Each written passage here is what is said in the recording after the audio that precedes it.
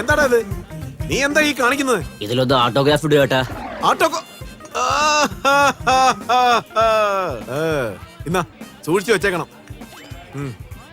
ചേട്ടാ, നിങ്ങൾക്ക് ആരെങ്കിലും സമ്മാനം തന്നിട്ടുണ്ടോ? ആര് പറഞ്ഞു? എനിക്കൊരു ക്ലബ്ബുകാര് 5 ലക്ഷം രൂപ സമ്മാനം തന്നല്ലോ. 5 ലക്ഷം രൂപ മാത്രമല്ല, കലിയുഗ ശകുനി എന്നുള്ള പേരും കിട്ടി. അതിന് നിങ്ങൾ എന്തൊക്കെയാ ചെയ്തിരിക്കുന്നേ? അതായത് ഈ സ്കൂളിലും കോളേജിലും ഒക്കെ സെക്സ് എഡ്യൂക്കേഷൻ എന്ന് പറഞ്ഞ ഒരു സബ്ജക്ട് പിള്ളേരെ പഠിപ്പിക്കുന്നില്ലേ, അതുപോലെ ചീട്ട് കളിക്കുന്നതിന് ഒരു സബ്ജക്ട് വേണം. ആഹാ ഏട്ടാ, നിങ്ങളുടെ തലതിരിഞ്ഞ ബുദ്ധിക്ക് കോടി നമസ്കാരം. വളരെ നല്ലത്. ഒന്ന് കളിച്ചിട്ട് നശിപ്പിക്കും. ചേട്ടനെ കുറിച്ച് അറിയാനിട്ടാ, ചേട്ടൻ തകർക്കില്ലേ? എവിടെ ചേട്ടൻ എവിടെ ഇരിക്കുന്നു? എടാ അനിയ, ഇത്രയും നേരം നീ എവിടെ ആയിരുന്നടാ? ഞാൻ നിനക്ക് വേണ്ടി ഇത്രയും നേരം കാത്തിരുന്നിട്ട് നീ വരുന്നതിന് മുമ്പ് പൂജ അങ്ങ് തുടങ്ങിയടാ. ചേട്ടാ അതൊക്കെ വിട്ടേക്ക്.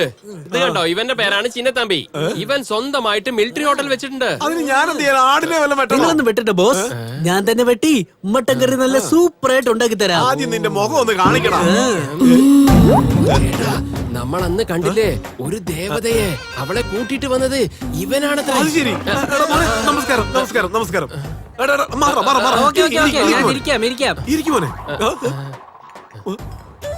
മര്യാദക്ക് ഇരിക്കണോ? ഇത് കാണുമ്പോ വേറെ എന്തോ പോലെ തോന്നുന്നു. ഇത് ഓക്കെ. അനിയ, പുറകിൽ നോക്കുമ്പോ ഇവനും ഒരു പെണ്ണിനെ പോലെയാ തോന്നുന്നത്. ചേട്ടാ നിങ്ങൾ എന്താ ഇങ്ങനെയൊക്കെ ആലോചിക്കുന്നേ? ശരി ശരി, കാര്യത്തിലേക്ക്.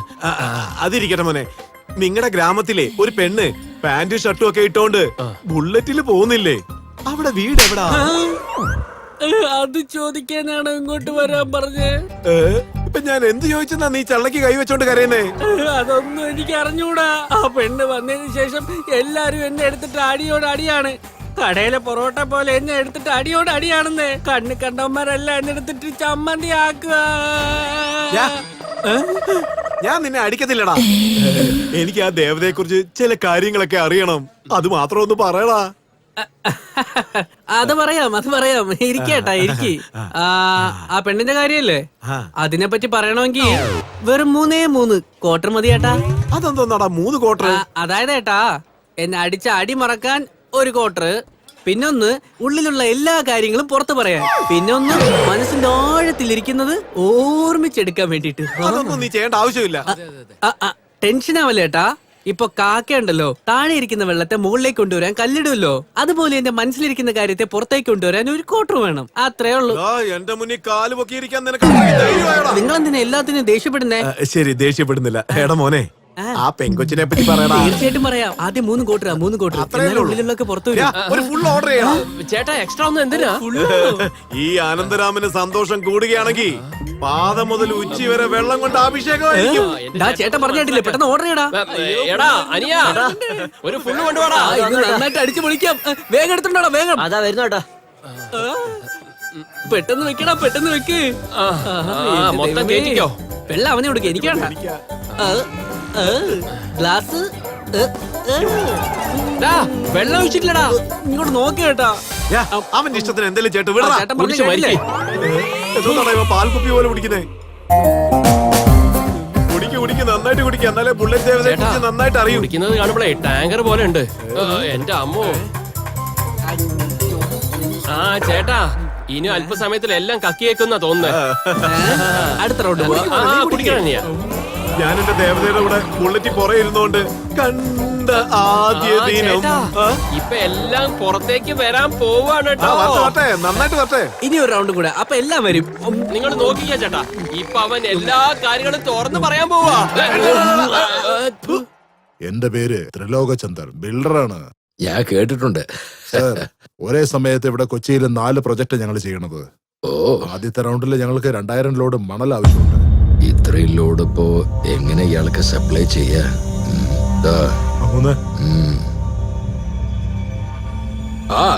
അയച്ചേക്കാം സാറേ. സമ്മതം മൂളിയിട്ട് കറക്റ്റ് സമയത്ത് സാധനം വന്നില്ലെങ്കിൽ എന്റെ പ്രോജക്റ്റിന് അതൊരു ക്ഷീണമാവും. ഞാൻ നരസിംഹനാണ്. കൊടുത്ത വാക്ക് ഒരിക്കലും തെറ്റിക്കാറില്ല. വാക്കാണ് പ്രധാനം. അത് നിറവേറ്റാൻ ഞാൻ എത്ര തല വേണമെങ്കിലും എടുക്കും. പക്ഷെ എന്നെ വിശ്വസിക്കുന്നവരെ ഒരിക്കലും ഞാൻ ചതിക്കില്ല. സബാഷ്, താങ്കളെ ഞാൻ വിശ്വസിക്കും. നിങ്ങൾ മാത്രമല്ല, ഈ നരസിംഹൻ എന്ന എന്നെ എല്ലാവരും വിശ്വസിക്കും. ശ്രീനിവാസ് സർ, ദേ അഡ്വാൻസ്. നിങ്ങളുടെ റേറ്റ് അത് പിന്നെ മാർക്കറ്റ് റേറ്റ് തന്നെയാ. വാങ്ങിക്കോളൂ. തന്നോളൂ. ഇത് ബ്ലാക്ക് മണി അല്ലല്ലോ സർ. ഞാനിതുവരെ ആരും കബളിപ്പിച്ചിട്ടില്ല. ആണോ? എന്നാ ശരി, എന്നാ ശരി. സോമ, ഇതങ്ങോട്ട് സൂക്ഷിച്ചു വെച്ചേ. ശരി, ഞാൻ അങ്ങോട്ട് പുറപ്പെടുക. അങ്ങനെ പോയാലോ? കോഴിയരച്ചു നെയ്ച്ചോറും ഉണ്ടെന്നേ, കഴിച്ചിട്ട് പോകണം. ഇല്ല സാർ, ഇപ്പൊ സമയമില്ല. അടുത്ത പ്രാവശ്യം വരുമ്പോ തീർച്ചയായിട്ടും കൂടാം. ആണോ? എങ്കിൽ ഞാൻ വരട്ടെ. എന്നാ ശരി, പോയിട്ട് വരും. ശല്യം ഒഴിഞ്ഞു. അതുകൊണ്ട് തന്നേ. അങ്ങനെ അത്ര ലോഡ് നമുക്ക് കൊടുക്കാൻ പറ്റുമോ? പറ്റുമോന്ന് സംശയിച്ചു കഴിഞ്ഞാൽ ഒന്നും നടക്കില്ല. ബുദ്ധി പ്രയോഗിക്കണം, ബുദ്ധി. എനിക്ക് അങ്ങോട്ട് മനസ്സിലാവണില്ല. അങ്ങനെ പുഴയ്ക്കടുത്തുള്ള 25 ഏക്കർ സ്ഥലത്ത് ആടും പശുക്കളൊക്കെ ചുറ്റി കറങ്ങാറുണ്ടല്ലോ. അവിടുന്ന് മണ്ണെടുത്ത് ഇയാള് പറഞ്ഞ ഓർഡർ അങ്ങ് കൊടുത്തേക്കാന്നേ. അത്രേ ഉള്ളൂ. അത് ശരി. വിശ്വസിക്കുന്നവരെ ഭൂമി ഒരിക്കലും ചതിക്കില്ല. അങ്ങനെയുണ്ടല്ലേ? അതുപോലെ എന്നെ വിശ്വസിച്ചവരെ ഞാൻ ചതിക്കില്ല. എങ്ങനെയുണ്ട്? കാശ് കൊതിയൻ.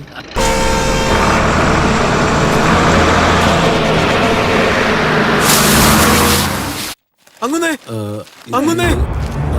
എന്താ നിനക്കൊരു കുഴപ്പം? എന്താ ആ പറ്റി? നരസിംഹന്റെ ആൾക്കാർ അങ്ങുന്നതിന്റെ സ്ഥലത്തുനിന്ന് ലോറിയിലും ടിപ്പറിലും മണ്ണ് ലോഡിലോടെ എടുത്തോട്ട് പോയിക്കൊണ്ടിരിക്കുക.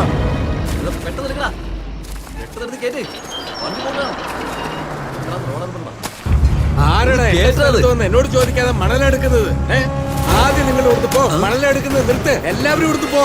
ഇയാളെന്താ വിളിച്ചു പറഞ്ഞപ്പോഴാണ് അതിനടുത്ത് നിൽക്കണോ? പോയി പണിയെടുക്കടാ. ഞാൻ പറഞ്ഞോണ്ടിരിക്കുന്നത് എന്താണ് ചെയ്തോണ്ടിരിക്കുന്നേ? വണ്ടിനെ താഴോട്ട് ഇറങ്ങടാ.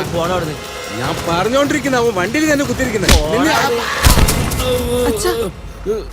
എഴുന്നേക്ക്. പെട്ടെന്ന് വണ്ടി കേട്ടാ. ഇവിടെ ഇരിക്കും.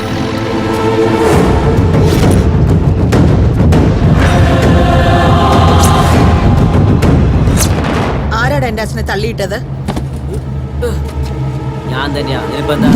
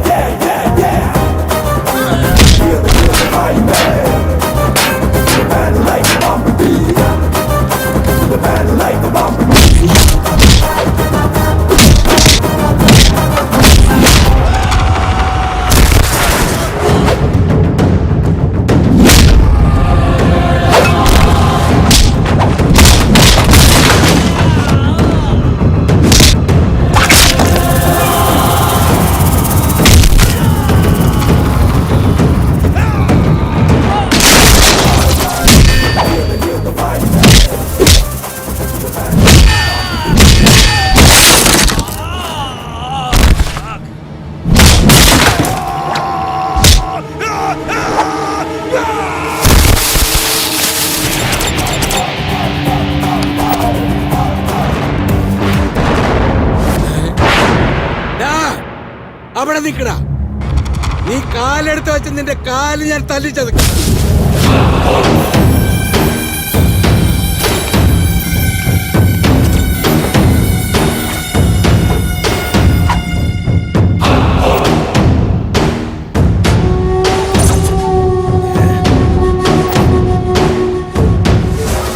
എന്താ നീ അവിടെ വന്ന് പ്രശ്നം ഉണ്ടാക്കിയെന്ന് കേട്ടു. അതെ, നന്നല്ല.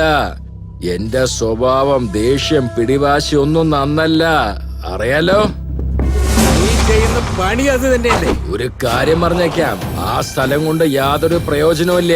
അതുകൊണ്ട് തന്നെയാണ് അവിടുത്തെ മണ്ണ് ഞാൻ എടുക്കാൻ തീരുമാനിച്ചിരിക്കുന്നത്. നിന്നോട് ആരടാ പറഞ്ഞത് ഒന്നിനും കൊള്ളാത്തൊരു സ്ഥലമാണ് അവിടെ ഉള്ളതെന്ന്? നാട്ടിലുള്ള ജനങ്ങളെല്ലാം ആടുമാട്ടുകളെ മേക്കുന്ന സ്ഥലമാണത്. നീ എന്തിനാ അവരെ കുറിച്ച് ചിന്തിക്കുന്നത്? നിനക്ക് വേണമെങ്കിൽ ഒരു പങ്ക് ഞാൻ തരാം, വാങ്ങിച്ചോ. പങ്ക? അതെ. ഡേയ്, പാവപ്പെട്ട പണം വാങ്ങി തിന്നുന്ന പരമ്പരയിൽ ജനിച്ചവനല്ലടാ ഞാൻ. വേണ്ടെങ്കിൽ വായ മൂടിയിട്ട് വെറുതെ ഇരുന്നാ പോരെ. ആവശ്യമില്ലാതെ എന്റെ അടുത്ത് നീ പ്രശ്നം ഉണ്ടാക്കി കഴിഞ്ഞാൽ ഞാൻ ബിൽഡറിന് വാക്ക് കൊടുത്തിട്ടുണ്ട്. എന്നെ കുറിച്ച് നിനക്ക് നന്നായിട്ട് അറിയാമല്ലോ. നീ ആരാണെന്ന് എനിക്ക് നന്നായിട്ട് അറിയാടാ. ഒരു കാര്യം പറഞ്ഞേക്കാം, വെറുതെ എനിക്ക് ദേഷ്യം വരുത്തരുതേ. 10 കൊല്ലം കൊണ്ട് ജീവിക്കാൻ ആഗ്രഹം ഉണ്ടെങ്കിൽ അടങ്ങി ഒതുങ്ങി അവിടെ ഇരുന്നോളണം, പറഞ്ഞേക്കാം ഞാൻ. എന്റെ പെങ്ങളുടെ കഴുത്തിലുള്ള താലി കുറച്ചു കാലം അവിടെ തന്നെ ഉണ്ടാവട്ടെ എന്ന് വെച്ച് നിന്നെ ഞാൻ വെറുതെ വിട്ടേച്ച് പോവാണ്. ആവശ്യമില്ലാതെ എന്നോട് കളിക്കാൻ നോക്കിയാണ്ടല്ലോ, ഭൂമിക്കകത്തൊരു കുഴിയുണ്ടാക്കി നിന്നെ ചവിട്ടി മണലോണ്ട് മൂടിയിടും ഞാൻ. എടോ, കുറച്ചു കാലം കൊണ്ട് ജീവിക്കണോ അതോ വേഗം ഭൂമിക്കകത്ത് പോകണമെന്നോ നീ തീരുമാനിച്ചോ? പെങ്ങളെ, വെറുതെ അങ്ങനെ വാ നോക്കി നിക്കാതെ ഭർത്താവിനൊന്ന് പറഞ്ഞ് മനസ്സിലാക്കി കൊടുക്ക്. അല്ലെങ്കിൽ പെങ്ങള് വിവരം അറിയും.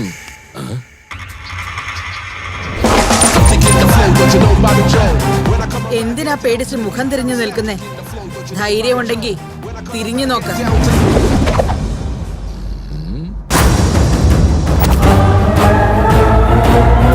എന്താ പറഞ്ഞേ? കൊന്നുകളയുമെന്നോ? നിനക്ക് അത്രയും ധൈര്യം ഉണ്ടെങ്കിൽ, നീ ചങ്കൂറ്റുള്ള ഒരാണാണെങ്കിൽ ഒരു പ്രാവശ്യം അവരെ ഒന്ന് തൊട്ട് കാണിക്ക.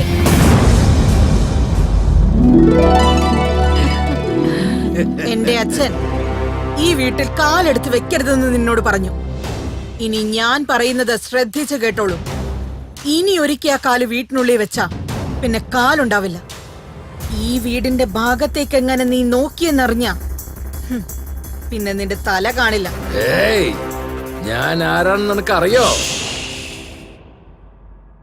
ശത്രുവാണെന്ന് മനസ്സിലാക്കിയ പിന്നെ അവന്റെ രക്തം കുടിക്കാതെ വിടാൻ പാടില്ല. നിന്റെ ഹിസ്റ്ററി, നിന്റെ ക്യാരക്ടർ, ഇതെല്ലാം എനിക്ക് നന്നായിട്ട്. നീ വെറും പെണ്ണാണ്, അത് മറക്കല്ലേ. മീശയുള്ളത് കൊണ്ട് മാത്രം ഒരാണായി മാറില്ല. എന്റെ പൊന്നു മോളെ, ഇത് എന്റെ നാടാണ്. നായിക്ക് എത്താൻ ഇരിക്കുന്ന ഇടം തന്നെയാ ലോകം, എന്നാൽ പുലിക്ക് പോകുന്നിടമെല്ലാം ലോകം. എന്റെ അടുത്തേ കാശിന്റെ പവറും അധികാരത്തിന്റെ പവറും എല്ലാം ഉണ്ട്. എനിക്ക് എന്നെ തന്നെ വിശ്വാസമുണ്ട്. പണം എപ്പോ കൈവിട്ടു പോവും, ജനങ്ങൾ എപ്പോൾ കൈവിടും, നമുക്കെപ്പോൾ അധികാരം നഷ്ടമാകും, ഇതാർക്കും അറിയില്ല. എന്താ ഒന്നും മിണ്ടാതെ നിൽക്കുന്നേ? എന്ത് സംസാരിക്കാൻ മറന്നോ? ഏടി ഡ്യൂപ്ലിക്കേറ്റ്. നിന്റെ വാക്ക് കേട്ട് അവര് വിശ്വസിക്കുന്നുണ്ടാവും, പക്ഷെ അവരെ നീ പറ്റിച്ച പോലെ എന്നെ നിനക്ക് പറ്റിക്കാൻ കഴിയില്ല. അവരുടെ സ്വത്ത് അടിച്ചു മാറ്റാൻ വേണ്ടിട്ടാ നീ വന്നിരിക്കുന്നതെന്ന് അവരറിഞ്ഞാൽ അതോടെ അവരുടെ കഥ കഴിഞ്ഞു. പക്ഷെ ഈ നാട്ടുകാർ നിന്നെ വെറുതെ വിടില്ല. അത് കണ്ട് ഞാനങ്ങ് സന്തോഷിക്കില്ലേ? നീ എങ്ങാനും എനിക്ക് എതിരായി വന്നാ ആദ്യം പോകാൻ പോകുന്നത് നിന്റെ ചിരിയാണ്, അതിനുശേഷം സമാധാനം, അവസാനമായി നിന്റെ ജീവൻ. അത് കൊള്ളാം. നീ ചിരിക്കുമ്പോ ഒരു ഫോട്ടോ എടുത്തു വെച്ചോ. നീ ചത്തു കഴിഞ്ഞ് കാണുമ്പോ ആളുകൾ ചിരിച്ചുകൊണ്ട് നീ ചത്തു എന്ന് പറഞ്ഞോളൂ. ഏയ്, ചുമ്മാ ഒച്ച വെക്കണ്ട നരസിംഹ. എന്റെ പേര് നന്ദിനി. എന്റെ മുന്നിൽ വന്ന കൊല്ലും ഞാൻ. ഇറങ്ങിപ്പോ. നിനക്ക് ഞാൻ വെച്ചിട്ടുണ്ട്, പിന്നെ കണ്ടോളാം. ഇറങ്ങിപ്പോ. വന്നേ പോവാം.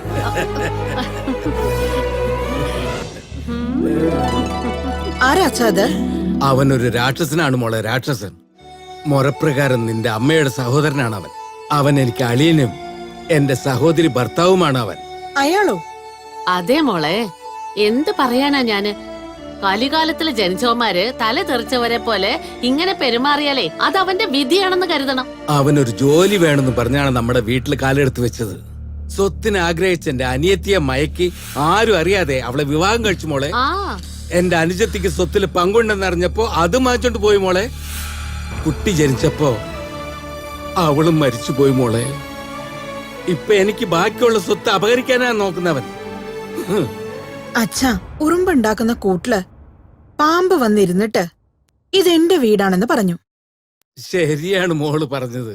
അതല്ല മോളെ, ആ രാക്ഷസന്റെ ദൃഷ്ടി നിന്റെ മേലെ വീണല്ലോ. ഇനി ആ ദുഷ്ടൻ എന്താണാവോ ചെയ്യാൻ പോകുന്നത്? അമ്മേ, ഈ ജന്മത്തിൽ നിങ്ങളുടെ മകളാൽ ആളുകൾക്ക് നന്മ ഉണ്ടാവണമെന്നുണ്ടെങ്കിൽ അയാൾ മരിക്കണം. എന്നാൽ മോശമായി നടക്കണമെന്നുണ്ടെങ്കിൽ ഞാൻ മരിക്കണം.